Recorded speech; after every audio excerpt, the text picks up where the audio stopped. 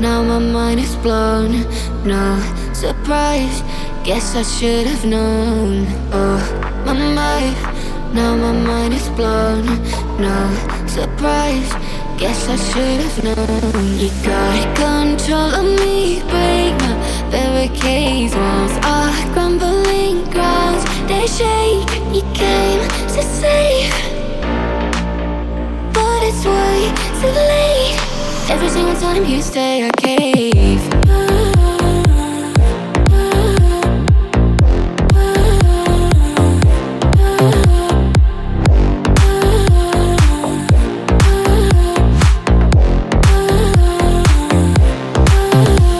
You got control of me, break my barricades. Walls are crumbling, every single time you say okay. You got control of me, break my barricades. Walls are crumbling, every single time you say okay.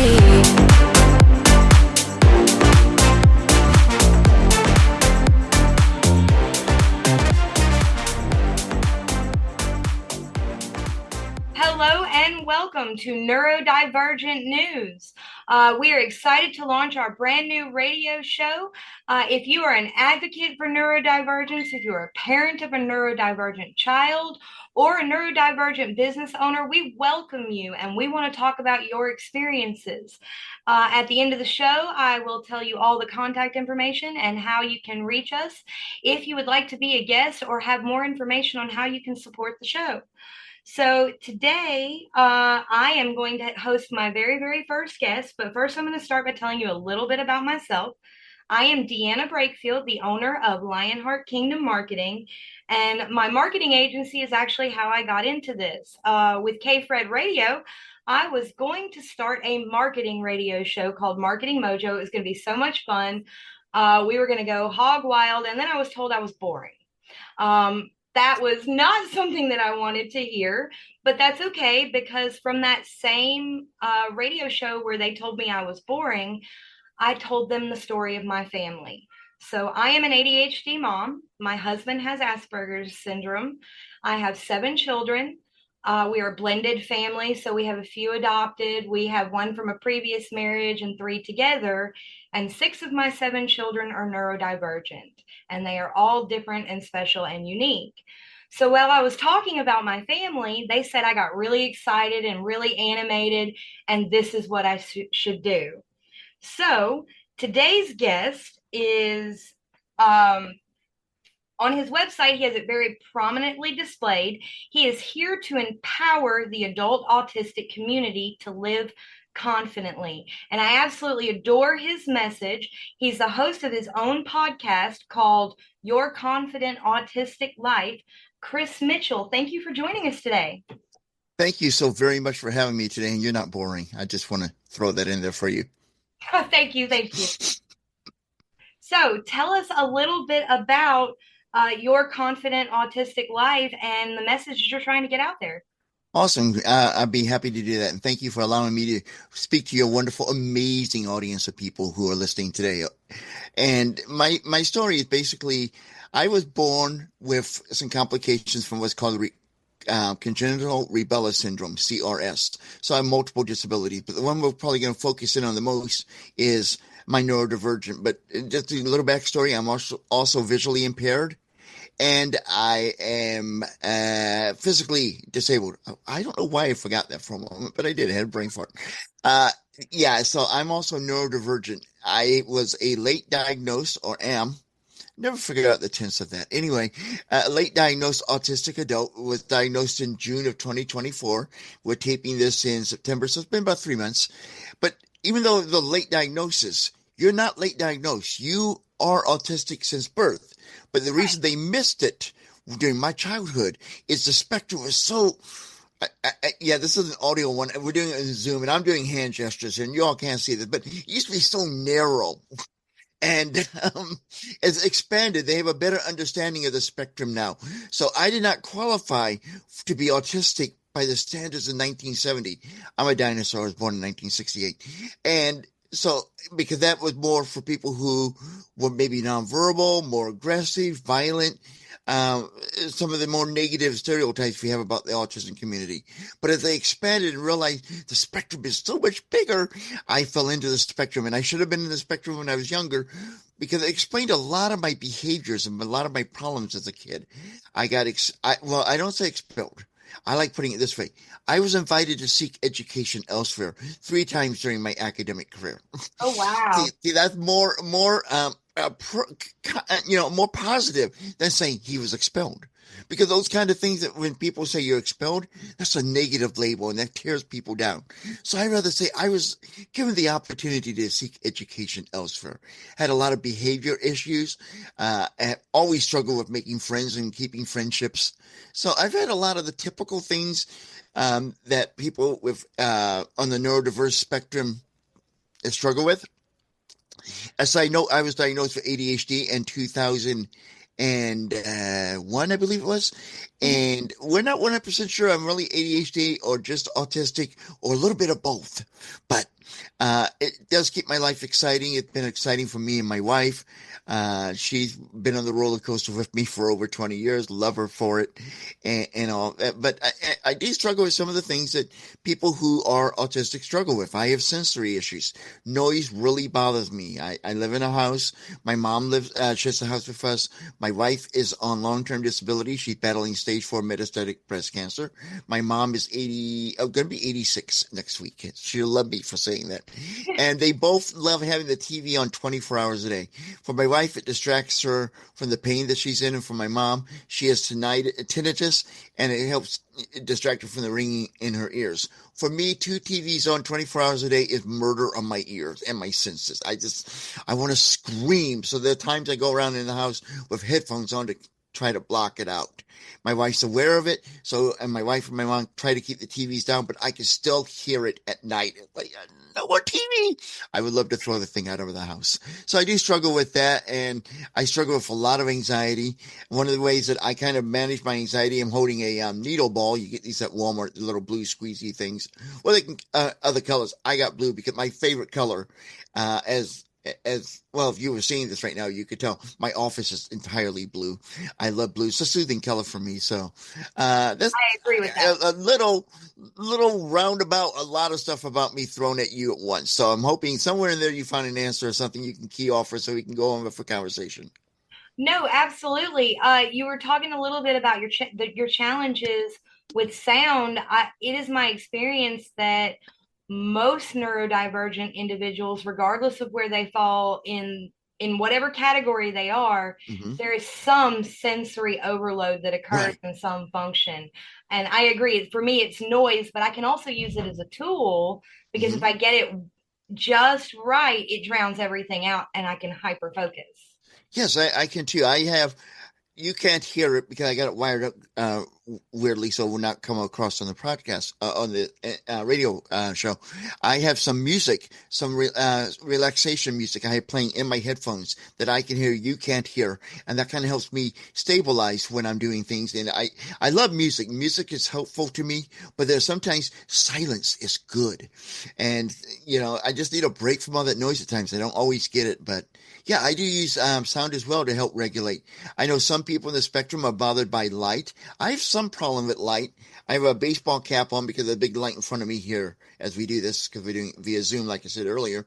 And I've always wore a baseball cap to help cut down light because that bothers me. When I go in the store, there are so many things in the store. I get overwhelmed by all the input, all the visual input in stores. So usually when I go into a store, I have my headphones on with some music going on to help me stay regulated so I don't have a meltdown. I've had one meltdown. My wife sent me to the store to get crackers. You know how many boxes of crackers are out there, people?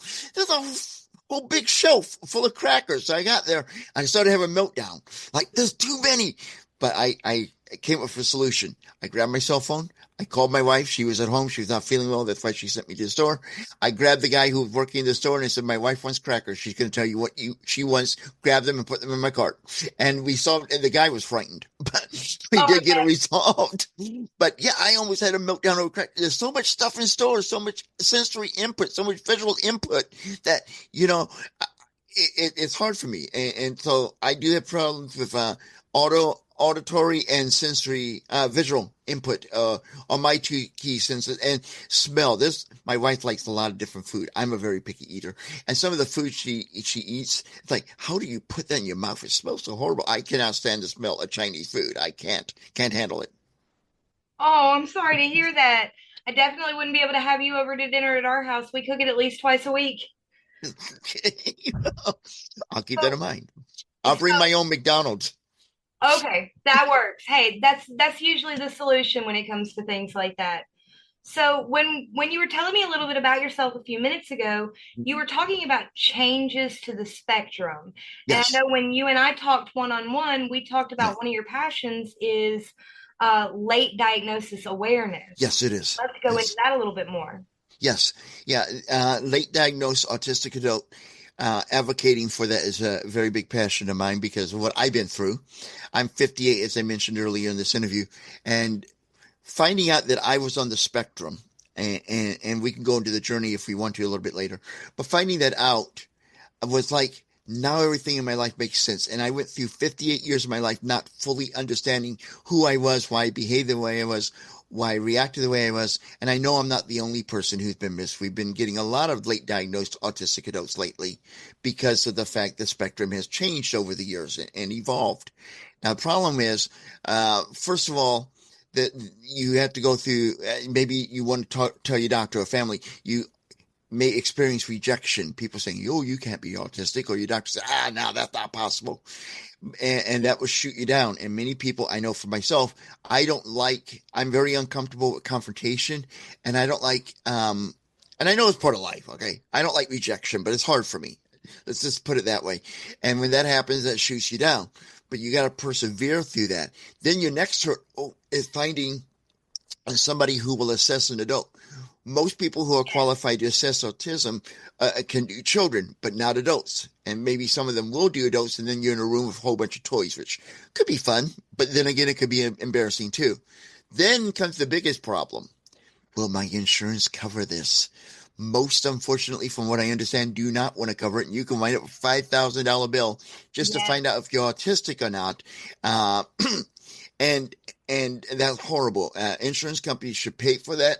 It will Finding out that you're late diagnosed will give you peace of mind. Well, actually, now that let's say you're late diagnosed autistic, it will give you the confidence to know, I know who I am. I know why I'm this way. I can live authentically because I know exactly who I am, because our self identities are so important to ourselves. We need to know these things, and we need insurance companies not to say this is unreasonable. This is something that is needed, because it's not just about physical health. If we have good mental health, we're going to be in a position where we can take better care of our physical health, and we'll save the insurance companies money, money, money. And the insurance companies love saving money, money, money. I just spent an hour on the phone call with the insurance company this morning to try to get them to pay for one of my wife's medicines this morning. They love saving money. They hate spending it. I discovered that today.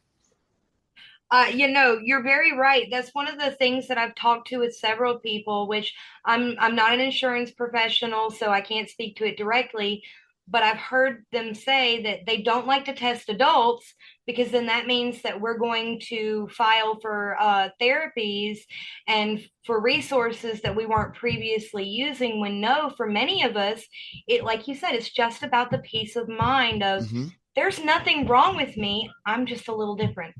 Right. Yeah. There's nothing wrong with anyone. We're all unique individuals. I wrote in a book that I published, self-published a while back, called Success Starts with Self-Confidence, that every one of us is unique as a snowflake on a winter morning. There's no two people that are alike. Even twins are not alike. There's little subtle differences.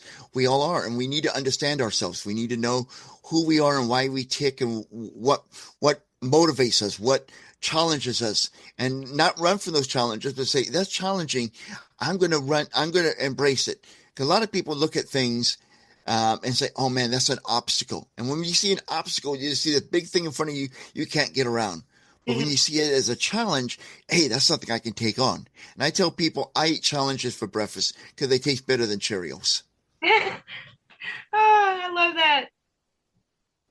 So, okay, let's veer off course just a little bit for just a Okay? second before we get serious.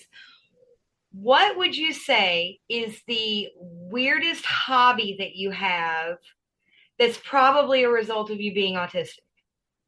Now, there's a stereotype, and I hate stereotypes because then we start stereotyping people and labeling people, and that's horrible.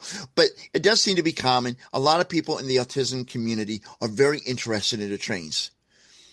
I'm not. Okay. I like trains a little bit, but my favorite interest, and oh yeah, it's a radio podcast. Why go and dig it up? I collect toy replica buses. School buses, city buses. I have a screensaver off camera here on my TV here in the office that's rotating pictures of city buses. I love those. I love bus schedules.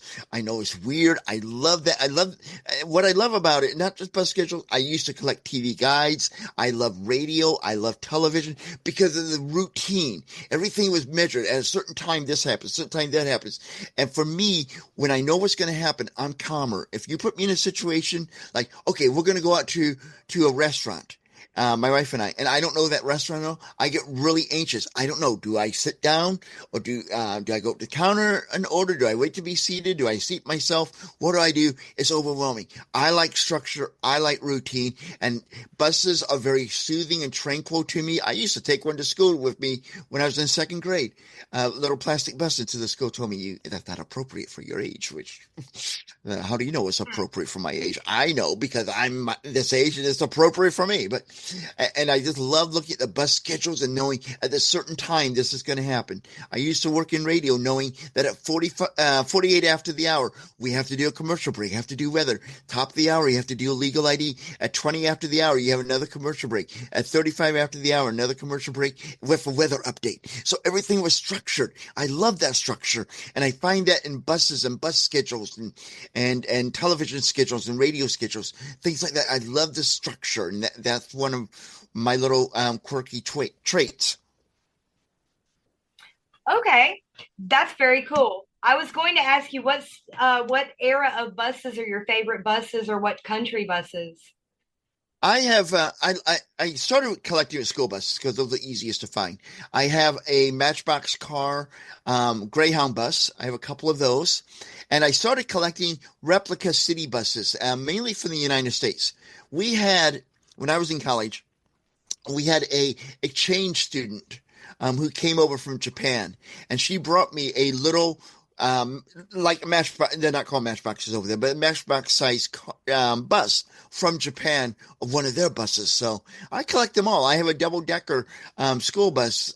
Not school bus, a double decker red bus like the ones they have in Britain. I have one of that in my collection. So any kind of bus out there, I just love the how they're all pretty much the same shape, but they can have some unique designs on it, and the logos on the buses, especially if it's blue. Love those things because they're blue is so soothing for me.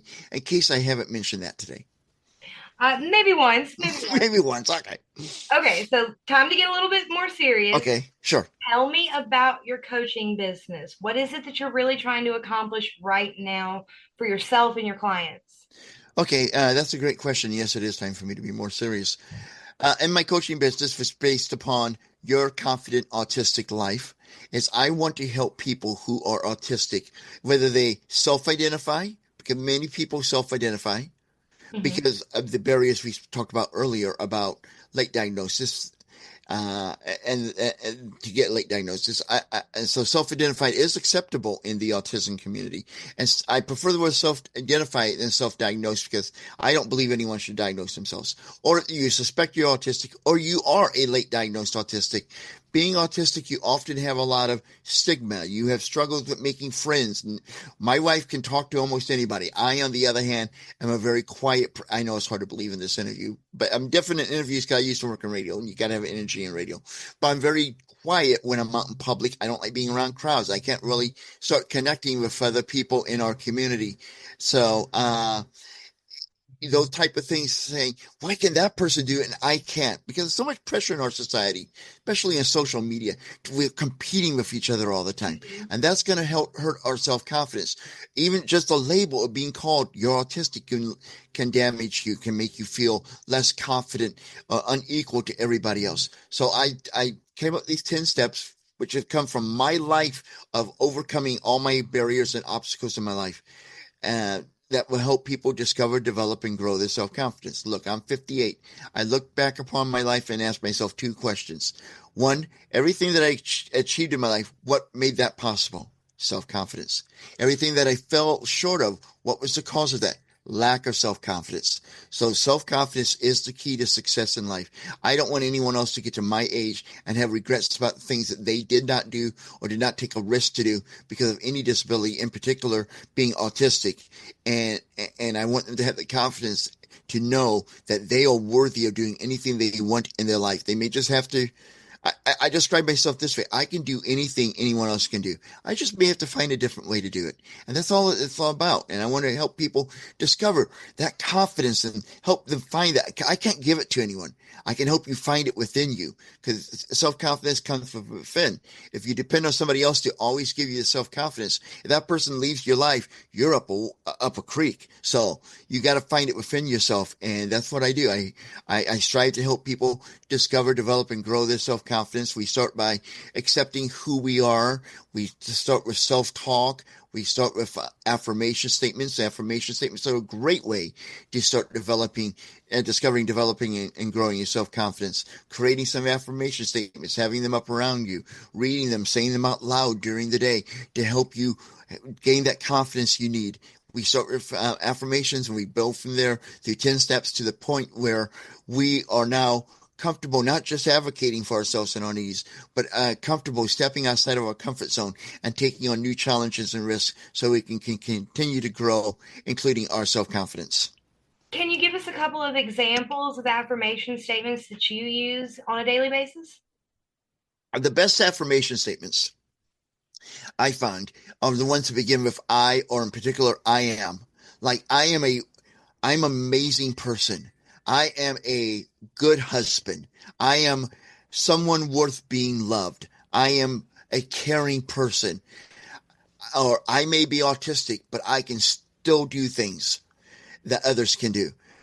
Or some people, I know some get a little bit bothered by this word, but I'm going to say it anyway. My autism is my superpower, because one of the things that with my autism is I can listen to details, and I can spot little things. I was working at a radio station, and I think it's because of my autism. I was walking through the lobby, and they were playing a tape. Somebody had made a new commercial, and they were just going through it, make sure it's all done before we put it on the air. And I said, wait a minute. They said a different phone number the second time they repeated the phone number. They were supposed to repeat the same one. And it took everyone else 3 to 4 times to hear that commercial before what I heard just one time accidentally walking through the lobby. So because with autism, some of us have an attention to detail. That's a superpower. So I can remind myself, I may be autistic, but I have superpowers. No, I completely agree. That's one of the things that I tell people all the time. I couple it with it's none of my business what other people think of me. Mm-hmm. And the way that I see the world is not the same way that you see the world. Therefore, the way I see it is my superpower. And I don't have the attention to detail the way you do. I see spectrum details. I see Mm-hmm. a whole bunch of stuff and see that doesn't fit, but I don't process the details. Like I don't retain it, and it makes me crazy. Yeah, I hate things that are. I looked at some toys for stimming toys on the internet, and I like one, maybe 2 colors. Some of them have like 6, 7, 8 colors in them, no pattern whatsoever. And like, that's too much visual noise for me. I can't handle that. I just can't. Now, the point you were saying a moment ago about how you reacted to people, I tell my clients this, I tell everyone this. When someone says something to you that tears you down, makes you feel bad, don't let someone else's opinion of you become a fact that you believe about yourself. That's very powerful. Oh my goodness. Say that one more time for my audience. Don't let someone else's opinion, in this case negative, don't let someone else's opinion become a fact that you believe about yourself. Yes, that is I think the smartest thing that either one of us has said all day. So we are getting close to our time. Is there Okay. anything else that you would like to tell my audience, including how to get in touch with you? Awesome. Yes, I have a wonderful YouTube channel. is growing really great, and I'm excited about it, called The Confident Autistic. It's on YouTube, obviously, and it has great videos that I share my life as an autistic adult, and I share videos to help you discover, develop, and grow your self-confidence as a autistic adult. I also have a free resource of 31 affirmations so you can start living your confident autistic life, and that's available at my website, which is where you can connect with me, and that is theconfidentautistic.com, theconfidentautistic.com. And on there, you will find up at the top, all over the site, get your free resource today. So go ahead and get that. It's a free gift to you from me, and it will help you start your journey on becoming a very self-confident autistic adult. And if you're a parent and your kids, these affirmations may help your kids too. So you may want to get this and share them with your kids. Absolutely. Research shows the younger we get them, the more influence that we have on them and the more positive change we can make. Absolutely. All right. Well, I want to thank you so much for your time today, Chris. Hopefully I can have you on again in the future. We wish you well in all of your wonderful endeavors. All of his contact information will also be available in the blog on the kfred.com website. So thank you so much for your time, and everyone have a blessed and glorious day. Barricade walls.